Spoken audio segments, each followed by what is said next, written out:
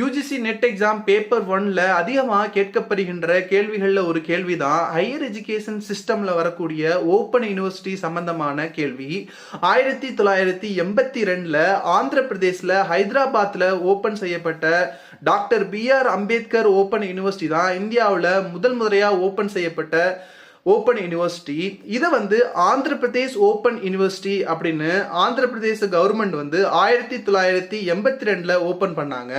ஆனா இதை doctor BR Ambedkar அவர்களுடைய பெருமையை சேர்க்கும் வண்ணம் 1991ல ஆந்திர பிரதேஷ் ஓப்பன் யூனிவர்சிட்டி அப்படின்ற யூனிவர்சிட்டியை doctor BR Ambedkar open university அப்படின்னு பெயர் மாற்றம் செஞ்சாங்க.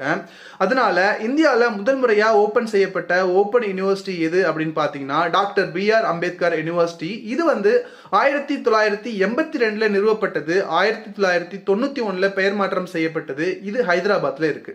இதே மாதிரி யூஜிசி நெட் எக்ஸாம் பேப்பர் 1க்கு சம்பந்தமான கான்செப்ட்ஸ் நீங்க தெரிஞ்சுக்கணும், ஃபேக்ட்ஸ் நீங்க தெரிஞ்சுக்கணும் அப்படின்னா make sure you subscribe to this channel.